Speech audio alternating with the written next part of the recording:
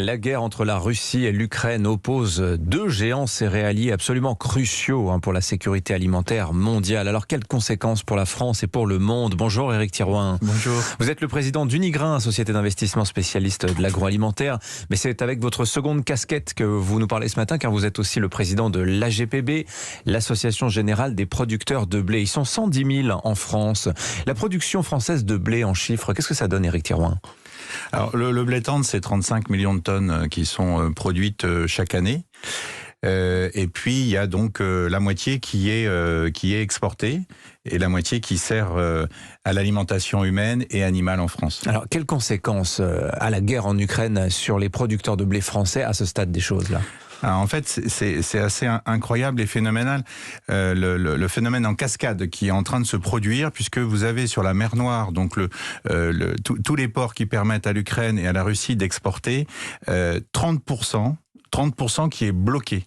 C'est-à-dire que 30% du commerce international est réalisé uniquement par l'Ukraine et la Russie. C'est-à-dire que sur la part de blé produit dans le monde et qui part à l'export et dont dépendent plus de 200 pays qui ne produisent pas suffisamment de blé pour se nourrir, eh bien ces 30% qui sortent de Russie et d'Ukraine par les ports de la mer Noire, Odessa notamment, eh bien voilà, ces bateaux-là sont totalement bloqués par le conflit. Les ports sont minés, il n'y a plus rien qui se passe comme commerce. Donc on a un tiers du blé mondial à l'export qui a disparu du marché en 3 semaines. Là. C'est ça.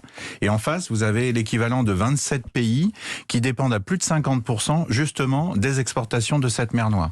Donc en fait, vous avez 27 pays avec 750 millions d'habitants derrière qui sont en quasi-rupture et en possible famine assez rapidement, puisque s'ils ne sont pas alimentés, bien voilà, on sait que le blé, c'est la base alimentaire de toute vie. Le blé, le riz, c'est la base alimentaire des hommes et des animaux. Donc si vous bloquez ça, vous bloquez tout. Donc c'est extrêmement important qu'on arrive à relancer notre capacité à produire, comme Vladimir Poutine l'a fait en Russie, comme ça a été fait dans toute cette zone-là, de façon à pouvoir alimenter notre population, mais bien évidemment également tout ce qui risque d'arriver. On se souvient des émeutes de la faim il y a peu de temps, il y a quelques années. C'est tout à fait à notre porte et possible de revenir. Donc au-delà de cette guerre sur l'Ukraine, on a un risque de famine sur bien d'autres pays. Donc on voit les phénomènes en cascade qui sont colossaux.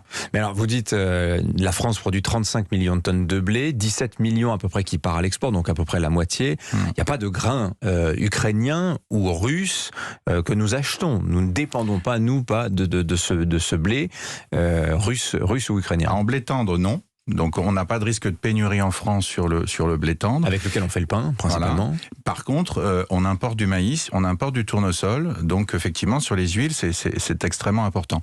Mais sur le blé, il faut bien comprendre que on a des échéances là cette semaine. On est mercredi aujourd'hui. On attend des annonces importantes de la part de la Commission européenne. La Commission européenne a décidé il y a quelques mois de faire en sorte qu'à partir de la campagne prochaine, il y ait 4% du territoire européen qui soit mis en non-production. On voit bien que c'est en inadéquation complète avec ce qui est en train de se passer. Mais dans quel but ces 4% mis en non-production? C'est pour laisser se reposer la terre, les fameuses jachères comme on fait de tout temps? Oui, alors effectivement, dans le temps, on faisait la jachère. Aujourd'hui, on fait des rotations. Et donc, la logique affichée par Bruxelles, c'est de dire, pendant ce temps-là, on va pouvoir faire autre chose. On va pouvoir faire de la biodiversité. On va pouvoir faire un certain nombre d'autres non-productions, comme c'est mis.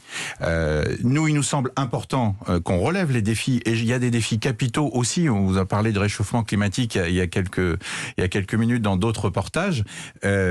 Pour nous, c'est capital. On doit travailler sur l'amélioration de nos pratiques agricoles, sur le plan environnemental, gaz à effet de serre, mais on peut le faire en produisant. Il faut produire davantage pour nourrir la planète. C'est le message que vous envoyez. Exactement. Et on peut faire les deux. Est-ce qu'on compensera la disparition de ces 30% du blé qui part à l'export de Russie et d'Ukraine? Non, ça ne suffira pas. Non, on ne compensera pas, mais personne ne peut savoir comment vont se dérouler les mois qui viennent. On sait qu'aujourd'hui, les productions, on est sur un an. On ne produit pas tous les jours. On produit une fois par an. On a une récolte une fois par an. Donc là, ce qui est en jeu, c'est la récolte qui va se faire. Cet été. Donc les semis, en ce moment, notamment sur le maïs, qui sont en train de se réaliser ou non en Ukraine. On voit bien la situation. Et puis la capacité ensuite de pouvoir exporter, y compris la Russie sur ces pays-là. Donc, en fait, il y a une géopolitique qui est en train d'être complètement déstabilisée. déstabiliser. Et je pense que nous, Europe, Français, on doit rappeler cette souveraineté alimentaire, cette capacité. Éric Thirouin, on a vu le marché à terme du blé bondir à près de 400 € la tonne. Est-ce que c'est une bonne nouvelle pour les producteurs français ? Alors, moi, en fait, sincèrement, c'est assez dramatique. Alors déjà, les 400, on a vu ça rebaisser parce qu'en face, il y a une incapacité, je viens de l'expliquer, d'un certain nombre de pays de pouvoir acheter à ce prix-là. Et donc, si on peut pas acheter, c'est dramatique. On a franchi un seuil de prix qui décourage l'acheteur. Oui, exactement, et c'est logique. Mais quand vous avez du 400 € en prix spot, la réalité sur les exploitations, c'est 200, 220 €. Ça, c'est le prix moyen d'un céréalier qu'il a touché réellement sur cette dernière campagne. Parce qu'on vend sur une année, on vend pas sur une semaine. À l'heure où je vous parle, il n'y a plus rien en ferme. Il y a 3 semaines, il y avait 85% des blés qui étaient commercialisés et une bonne partie était encore en organisme stockeur, en exploitation. Chez les exploitants, il n'y a plus de blé. Donc pour faire simple, il n'y a plus rien dans les silos qu'on puisse vendre à ces prix faramineux. Exactement. Et donc nous, on attend la prochaine récolte en juillet-août prochain. Mais d'ici là, aucune garantie que les prix soient toujours aussi élevés. Par contre, je vous garantis que pendant que ce blé a augmenté de 1, 1,5, c'est un multiple de 1,5, vous avez sur le GNR, le gasoil que tous les Français voient, nous sur notre gasoil non routier GNR, ça a multiplié par 2,5, et vous avez les engrais qui ont augmenté, qui ont fait 4 fois 5.